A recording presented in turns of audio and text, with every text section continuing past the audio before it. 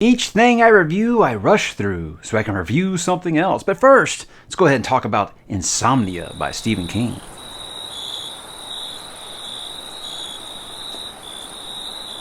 Of all the things which make up our short-term lives, sleep is surely the best.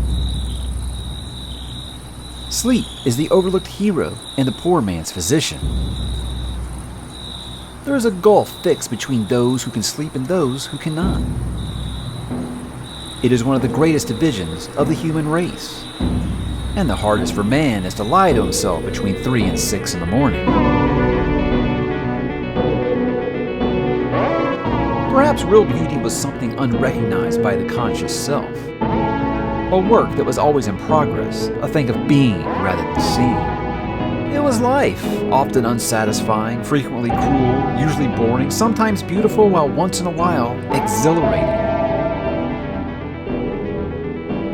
Sooner or later, everything you thought you'd left behind comes around again.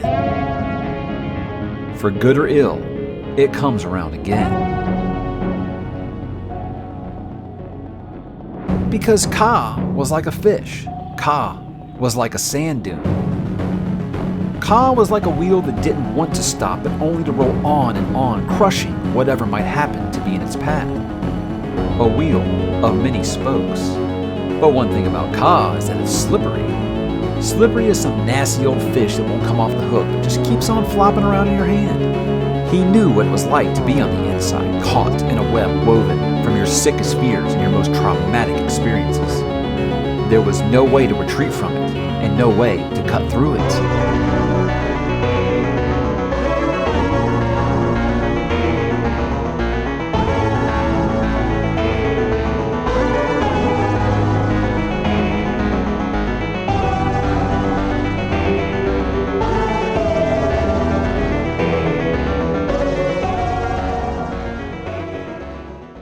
Hey, what's up, bookworms? Mike back to talk some more Cy King, this time with 1994's Insomnia. This is the 22nd novel published under his own name. And guys, like I say, I made a mistake the last video where I did Dolores Claiborne, where I kept saying for some reason that book came out in 1995. Obviously, that was 1992. This comes out in 1994. And I think that maybe I was walking another path of the beam or something, because I just completely had a brain fart. This was the first new release that I read from King on release day. So I was lugging this big, giant hardcover around as a teenager in high school. People are like, well, what are you reading that for? So I hope I've corrected that. Yeah, guys, sometimes, during tax season, things just get crazy and my mind is just not my own. So anyways, I read this for the first time at 16. Honestly, it did not click very much for me. So, did things change this time? Well, we're going to talk about it, guys. We're going to begin like usual by talking about what is this book about. Ralph Roberts never expected to live out his remaining golden years mourning the death of his beloved wife. He also never expected to begin suffering from chronic insomnia for the first time in his life. Each night he wakes up a little bit earlier until he's barely sleeping at all. During his overnight walks, he's now observing some strange things going on here in Derry, Maine. And they're more than sleep-deprived hallucinations. There's definitely a mean streak that's always been running through this small New England city. Underneath its ordinary surface, awesome and terrifying forces are at work. The dying has been going on in Derry for a long, long time, and Ralph Roberts will soon find that lack of sleep is the least of his worries, as he and his friend, fellow widow Lois Chase, become enmeshed in events of cosmic significance. And guys, that takes us all the way back to 1994. This is Insomnia. Now we're getting awfully close here, guys, to the time where I can't just go to, hey, this is my origin story of when I read King. These are all going to be like real-time reads now, because like I said, this is when I was caught up with everything I was going to read except Dark Tower, which is going to play into this quite a bit. So let's begin, guys, as usual, with what makes it good or bad. Good, I gotta say, this is back to creepy Stephen King. You think about these little bald doctors that he brings up in this story, and they are quite freaky. It's one of those things where you've always felt like, okay, hey, I got insomnia, because I don't know if you guys have ever suffered from insomnia. I have a few times. You will start to hallucinate. You will start seeing things. So you have to question this book. Is he seeing these things? Is it sleep deprivation, or is it really, really happening? When you realize a lot of these things are really happening, and he's tapped into something way greater than just sleep deprivation, that's when things get really, really creepy, and the little bald doctors are, for lack of a better term, straight nightmare fuel, especially if you can't sleep, right? It's definitely a return to form as far as like his creepy vibes that he kind of let go of a little bit, where Dolores Claiborne and Gerald's Game really were kind of more focused on the the family drama. This is back to really just being back to spooky King and just absolutely weirdo King, which we'll talk about. But with this, I think he doesn't hit as hard in the grief and loss as, say, something like Pet Sematary. But I think he does address those times about, hey, if you have the unfortunate circumstance of outliving your spouse, what is life like after that? What is it like trying to go through normal daily life in a small community town? And that's another thing about this. King continues to be undefeated and untouchable when it comes to writing a small community. Now, I gotta say, my favorite thing of this is the return of one of my favorite characters in the multiverse. And this isn't a character to other people, but it is to me. I'm talking, of course, about Derry.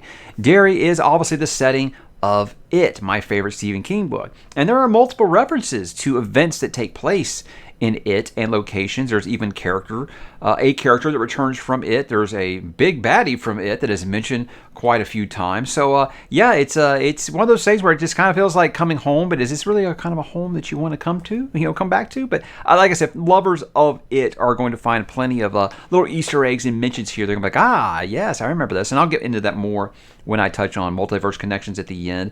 But yeah, it's always a good time, as far as you can have a good time, going back to Derry. And I think if there is an actual spiritual successor to It, this is It. I think this is the closest we'll ever get to getting a sequel to It. But yeah, I wouldn't say it's just straight up. I mean, don't be expecting the Losers Club characters to show up. Don't expecting, the return of Pennywise or anything. But lots of mentions from things that happen in that book will come up in this. And yeah, it just kind of feels familiar, because he writes that small Derry town so well. For a book maybe it's overlong as this one, it really has a reputation for being. He does capture the suspense really well. He does have parts where it's kind of like, okay, this is his usual slice of life stuff. But when it gets to the spooky parts, man, it's a mile a minute. And there's some things that really are just like biting your nails, holding your breath. It's unapologetically weird. That's something I do like about it quite a bit. And I didn't the first time, which I'll get into in a minute. But yeah, it's one of those things, guys, if you've read Dark Tower, you're going to have a blast with this book. I think you're going to love all the references and explanations he gives for the Dark Tower. So many unanswered questions from that series are present in this book. Now, as for the bad or not so good, the things that may not click for you, they may work for you. They just might not have worked for me this time. If you haven't read Dark Tower, you're going to struggle with this one. I read it for the first time. I had not read Dark Tower, and I was completely confused, and I think that you will be as well. It's one of those things, I think, if you can roll with King just being weird, I don't think that this will take away from your enjoyment of the book. But again, if you haven't read Dark Tower, you're not going to clearly understand a lot of the things that are happening here. Tons of terms and references that you're going to completely fly over your head. You're not going to want to know you're not going to know if you need to remember these or not. It's just something like, if you can just accept it as, okay, this is just like the mythology for this book, that's fine. But know that there is a greater world out there. So that might make you feel a bit lost at times. And I would say this book is about 200 pages, at least, longer than it needs to be. I feel like his usual slice of life, in case you guys don't know exactly what I mean by that, is where he's just going through a character living their daily routine or years.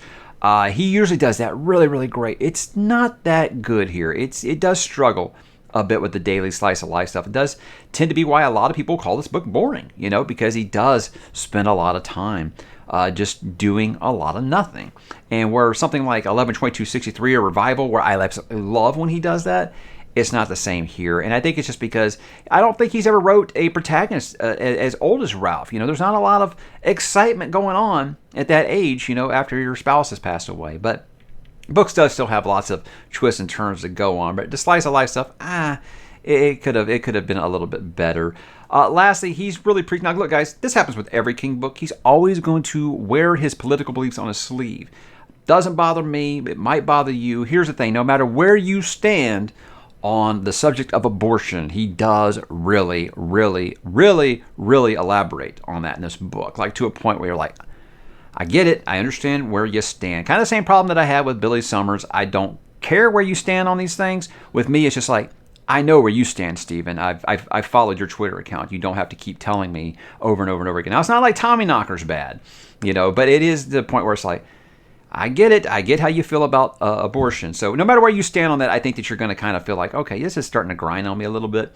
And I think that just comes to the length of the book. Is where that's kind of going to at you just a little bit. But in the end, guys, the romance is pretty weak. Now, I don't think anybody goes to Stephen King and says, yeah, that's the guy I'm going to for the romance. But I mean, I feel like up to this point, going back through the multiverse in order, I feel like he's had characters I've been like, okay, cool, I want to see these two kids get together. Never really get that here. It does feel kind of like, hey, you're single, I'm single. Why not? That's kind of what it feels like. So I'm not buying the I'm so in love with you, I can't breathe kind of thing.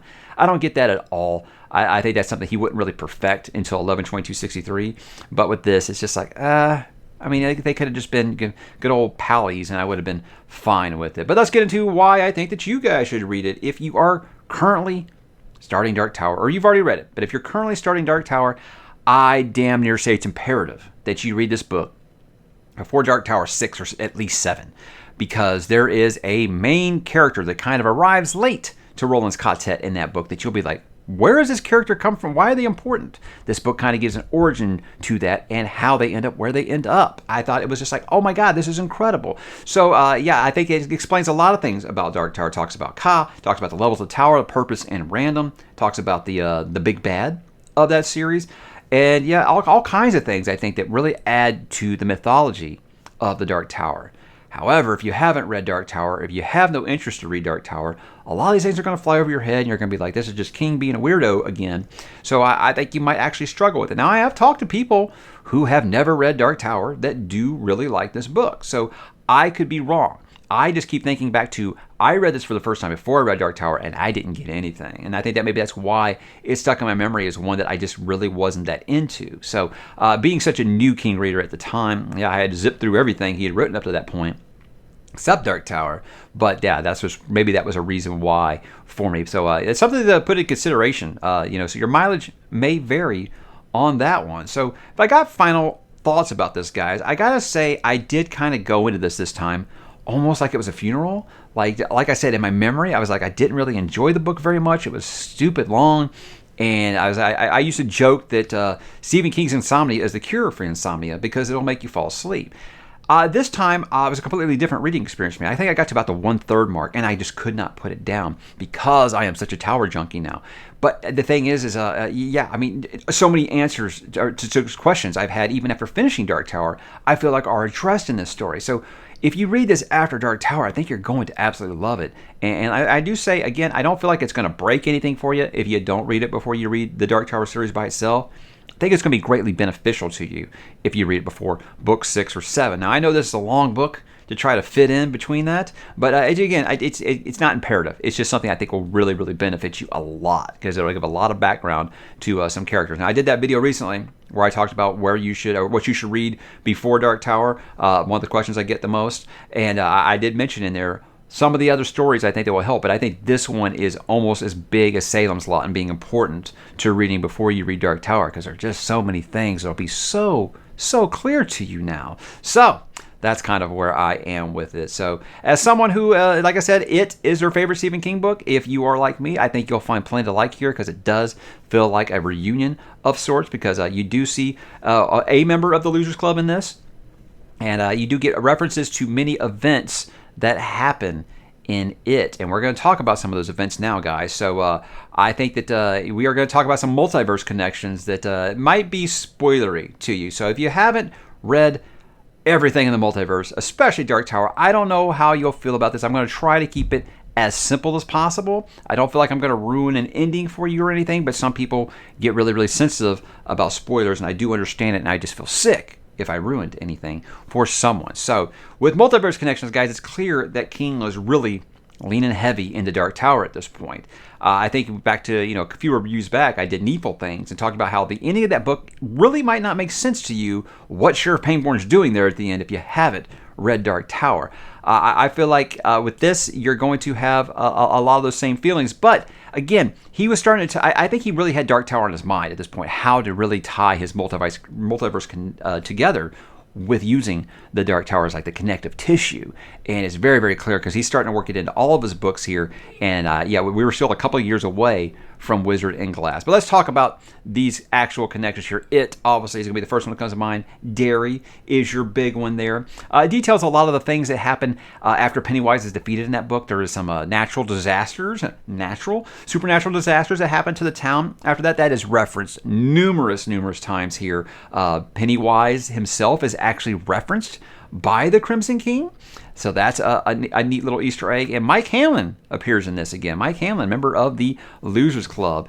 Now, this one's kind of, I don't have an answer for you, because I was confused the first time, and I was confused this time. This is about the only one that wasn't really cleared up. There's a point in this book where Lois has a conversation with someone called, she refers to as the Green Man.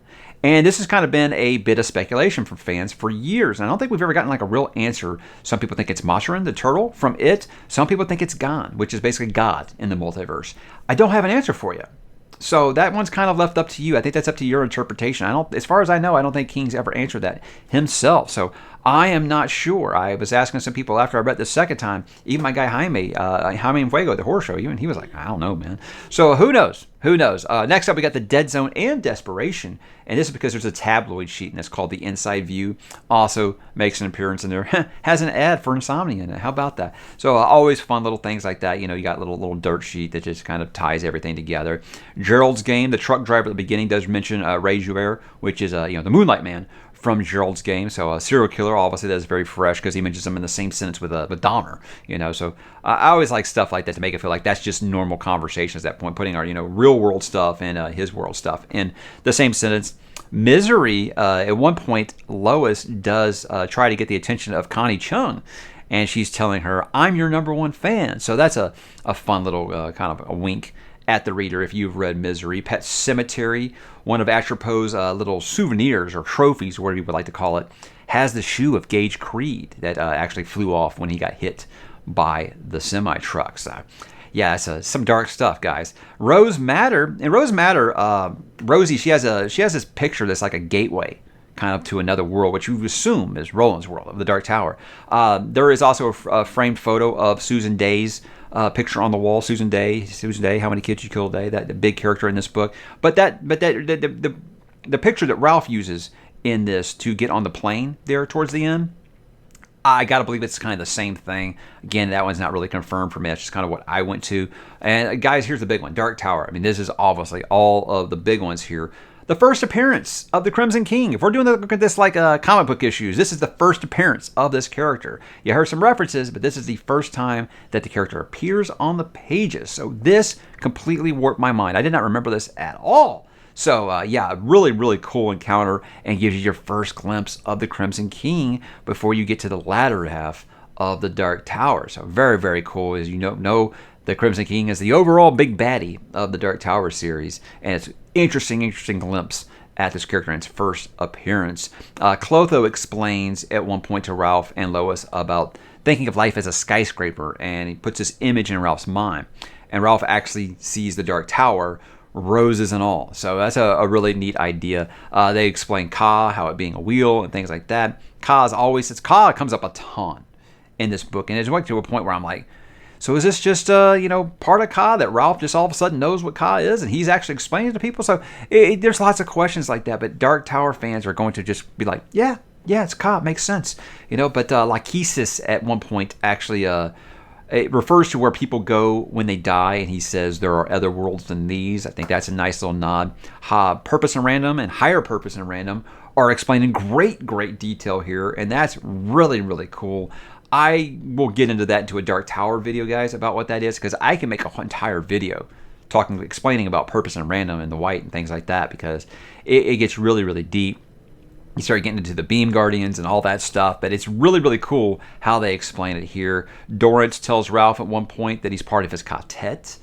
So, it's just, some of them are just like Easter eggs. Some of them are very much, I feel like, are some good explanations for some stuff, especially Patrick Danville. Now, Patrick Danville is a character who shows up in Dark Tower 6 or 7. I don't remember how early he shows up. Like I said, guys, it's been 20-something years since I've read those books.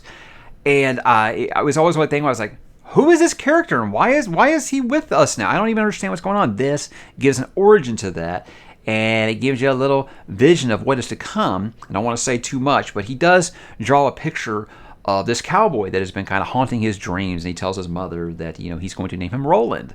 So there we go, guys. Lots and lots and lots of Dark Tower goodies in here. It just makes me wish that I had read this after I read Dark Tower 1, 2, and 3, because when I read Dark Tower, I read 1, 2, and 3 right before Wizard and Glass came out. I never went back after that and read Insomnia again. So yeah, this didn't really stick in my head the way that it should have for when I read Dark Tower. I was like, oh, hey, this is the stuff they were talking about Insomnia. This was always just kind of a one and done, and I never really thought about it again. But I think obviously just this one is really fun just for all of the multiverse connections. There's just so much. I mean, I think this is the most multiverse connections we've had in any of his books, not named a Dark Tower book at this point. So yeah, this is where he really started to embrace the Dark Tower. I think this is where he finally got the idea of where he wanted to go with the ending in mind. And he said, I'm going to start tying some of my other works into it so people will check out the Dark Tower. At least that's what I think. But guys, I had a great time reading this go around, and I think that you will too, especially if you are a fellow Tower junkie. So, guys, have you read Insomnia? What did you think? Drop in the comments and let me know. Let me know if I missed any multiverse connections, because I might have. I don't claim to be the authority on this.